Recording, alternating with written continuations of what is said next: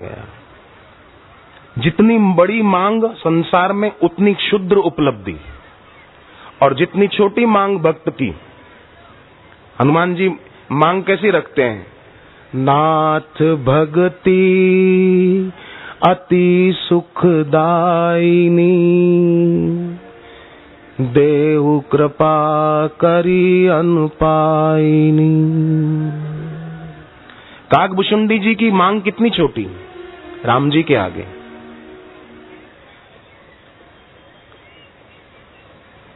मीरा की भी मांग तो बहुत छोटी है। चाकर रहसु बाग लगासु, नित उठी दर्शन पासु। मैं चाकरी करूं, सेवा करूं, बदले में केवल आपके दर्शन होते रहें बस। चाकरी में दर्शन पाऊं, सुमिरन पाऊं, खर्ची यही चाहती हूं कि आपकी याद बनी रहे।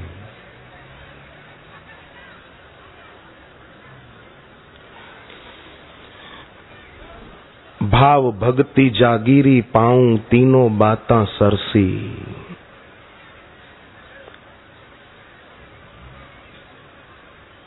किसी काम के थे नहीं। चरणदास जी कहते हैं सदगुरु की कृपा भाई। तो गुरुदेव केवल हमें ये नहीं देना चाहते कि किसी का कारोबार अच्छा चले, विद्यार्थी की याद शक्ति बढ़िया हो जाए, और वो ये सब तो है ही, होता ही है। पर गुरुदेव तो बहुत ऊंची उपलब्धि हमको कराना चाहते हैं। जो उपलब्धि श्री कृष्ण की कृपा से अर्जुन को हुई है, जो उपलब्धि गुरु नानक देव की कृपा से बाला मर्दाना को हुई है, जो उपलब्धि रामकृष्ण देव की कृपा से स्वामी विवेकानंद को हुई है,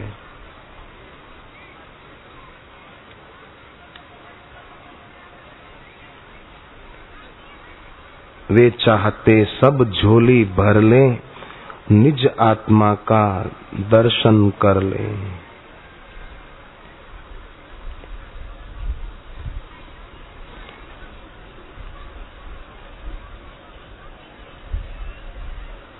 एक 108 जो पाठ करेंगे उनके सारे काज सरेंगे। और सच्चा भक्त ये हमेशा ये नहीं सोचता कि बस मेरा मन चाहा ही होता रहे। शिव जी की जटाओं में जहां गंगा बह रही है, वहीं पर सांप भी बैठा है। शिव जी विश्वास के प्रतीक हैं। मानो शिव जी ने प्रेरणा दी है कि भगवान में, भगवत प्राप्त गुरु में भक्त का विश्वास होगा तो जरूरी नहीं है कि उसकी हर मनोकामना पूरी होती जाएगी। नहीं नहीं, सांप भी बैठा है। सांप मानो मनोकामनाओं का ध्वंसक है। नारद जी की इच्छा थी कि मेरी शादी शीलनिधि राजा की बेटी से हो जाए।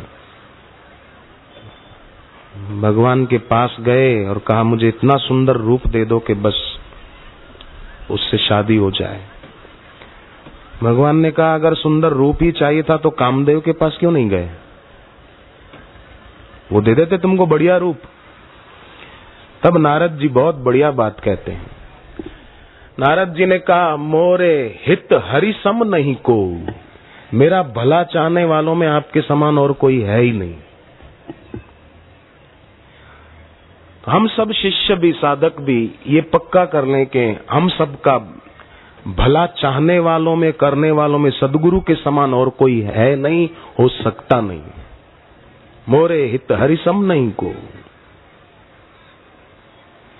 ऐसे तो मंत्रा भी कैकेयी जी को कहती है कि मैं तुम्हारा हित चाहती हूं, इसलिए कहती हूं कि भरत जी के लिए राजगद्दी मांगो, राम जी के लिए वनवास मांगो।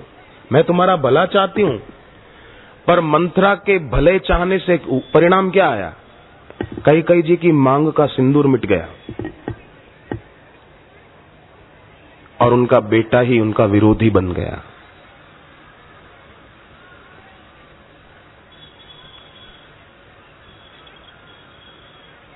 कोई लोग सोचते हैं कि हम नहीं होंगे तो इनका क्या होगा। ये कितनी शुद्ध सोच वाली बात है कि हम नहीं होंगे तो इनका क्या होगा। अरे हम नहीं थे तब भी दुनिया चल रही थी और अच्छी तरह से चल रही थी। हमारे होने न होने से कोई फर्क नहीं पड़ता है। फर्क तो तब पड़ता है जब हमारे होने में भगवान का होना सम्मिलित हो जाए, तब फर्क पड़ता है।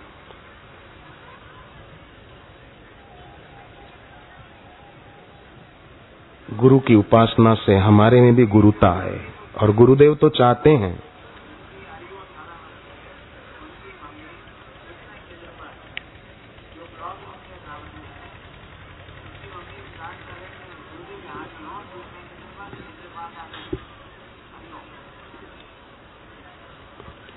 तीन मित्र गए पिकनिक पर, जहां जाना था पहुंचे, सामान खोला, देखा कि पानी की बोतलें और कोल्ड ड्रिंक की बोतलें तो घर पे ही रह गई। एक को कहा जा तो भैया लेकर आ दो। वो कहता है कि मैं जाऊं एक शर्त पर, मैं जब तक नहीं आऊं तब तक ये माल तुम खाना शुरू नहीं करोगे। हाँ ठीक है जा। गया तो आया ही नहीं, शाम होने को आई, आया ही नहीं। तो शेष दो ने सोचा कि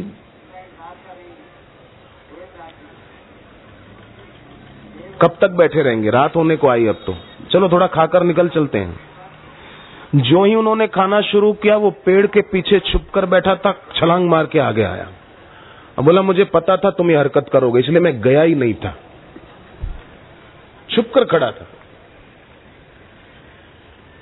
पता था तुम खाना शुरू कर दोगे। अब इसको खुद को जो करना चाहिए था, जहां से जाकर पानी की बोतलें आदि जो लानी थी ले आता, खुद को जो करना चाहिए वो नहीं किया। दूसरे क्या करते हैं उधर नजर बहुत पैनी बना के रखते हैं और अपने हिस्से का चूक जाते हैं। तो अपने हिस्से में क्या आता है, तेषाम सतत युक्तानाम भजताम प्रीति पूर्वकम, ये अपने हिस्से आता है। और प्रार्थना करें हम अपने भगवत स्वरूप गुरुदेव से रोज के, हम भी जैसे भीष्म पितामह उत्तरायण तक मृत्यु को धकेल पाए थे, दूर रखा था अपने से मृत्यु को, हे गुरुदेव हम भी अभागी इच्छाओं और वासनाओं को अपने से दूर रखने में सफल हों। महान सावित्री ने गुरु नारद जी की कृपा पाकर यमराज के पीछे पीछे जाकर अपने पति के प्राण लौटा लिए थे, सफल हो गई थी उसमें।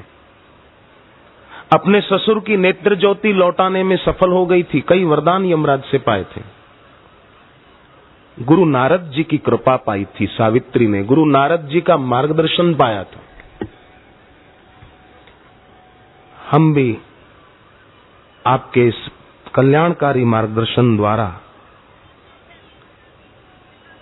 सतत इस कल्याणकारी मार्ग पर आगे बढ़ते रहें, दिव्य ज्योति पाते रहें।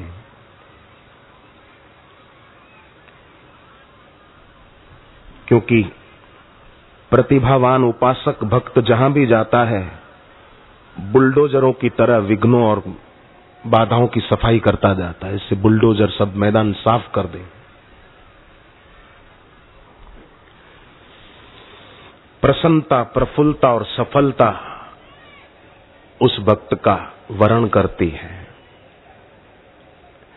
जैसे यहां देखो ना, बाहर से देखा जाए तो कितनी गर्मी है, पर फिर भी किसी के चेहरे पर हाय गर्मी, तोबा गर्मी, ऐसे परेशानी के लक्षण नहीं दिखाई दे रहे हैं। एक आस जरूर सबकी आंखों में दिखाई दे रही है कि बस अब गुरुदेव के दर्शन फिर से होंगे, अब होंगे, अब होंगे। गुरुदेव के दर्शन की आस सारी प्रतिकूलताओं को, गर्मी को, प्यास को किनारे रख देती है। तो घर पे होते हुए भी गुरुदेव के सुमरन की और गुरु मंत्र जप की रुचि वो सारे विघ्नों और बाधाओं को हमारे से दूर रखेगी। जैसे अभी किसी को गर्मी की परवाह नहीं, प्यास की परवाह नहीं, बैठे हैं, बस एक आस है गुरु दर्शन की। जैसे कोई बहुत ऊंचे शिखर पर बैठा हो, खड़ा हो, तो नीचे कितनी ही बाढ़ आए या अग्नि जले, तो ऊंचे शिखर पर जो है उसका क्या बिगड़ेगा।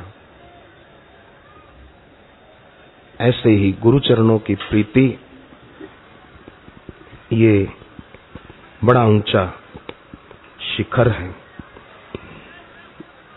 महाभारत में एकलव्य की कथा आती है कि गुरु द्रोणाचार्य जी के प्रति भक्ति भाव के द्वारा ही अर्जुन से भी धनुर्विद्या में आगे निकल गए थे। हालांकि गुरु के पास नहीं रहते थे, गुरु की मूर्ति रखी थी और उपासना दृढ़ता से की थी। प्रीति का सौदा जो है ना, वो बड़ा महंगा सौदा है। जिसमें प्रीति लगाएंगे वही हो जाएंगे। आप देखो, द्रोणाचार्य धनुर्विद्या में कुशल थे और पांडवों को सिखाते थे। एकलव्य को अपने पास नहीं रखा था, एकलव्य दूर रहे थे, पर एकलव्य की प्रीति अपने गुरु द्रोणाचार्य के चरणों में पक्की थी। तो द्रोणाचार्य के प्रीति होने के कारण अर्जुन को भी पीछे छोड़ दिया और कैसे हो गए धनुर्विद्या में कुशल। और आज भी बड़े बड़े संत महापुरुष गुरु भक्ति के विषय में एकलव्य के गुणगान करते हैं। तो जिसमें प्रीति होगी वही हो जाएंगे। प्रीति का मतलब ही ये कि मैं यही होना चाहता हूं।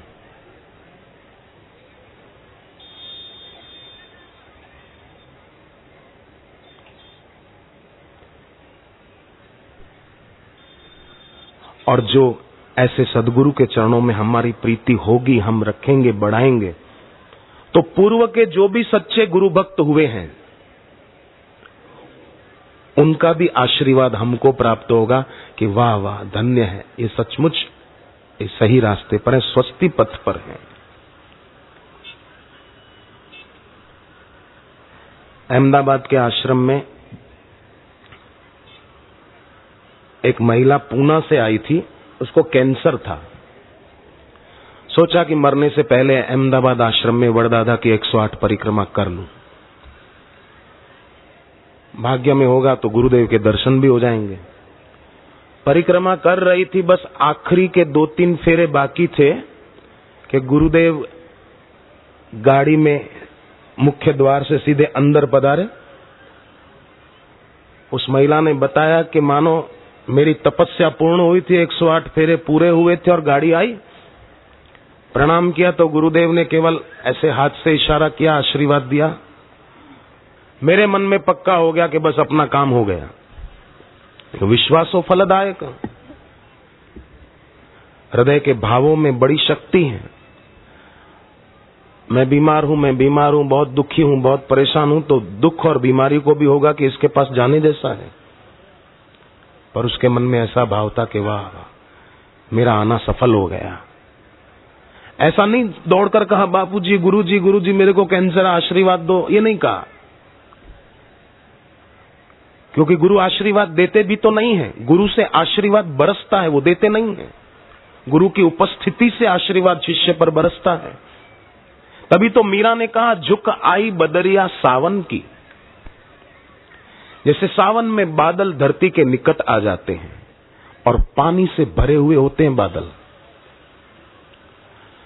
ऐसे ही। और ये प्रकृति में तो सावन साल में एक बार आता है, पर शिष्य के लिए तो गुरु के दिल में सावन सदा बना रहता है, सदा बना रहता है। अगर हमारे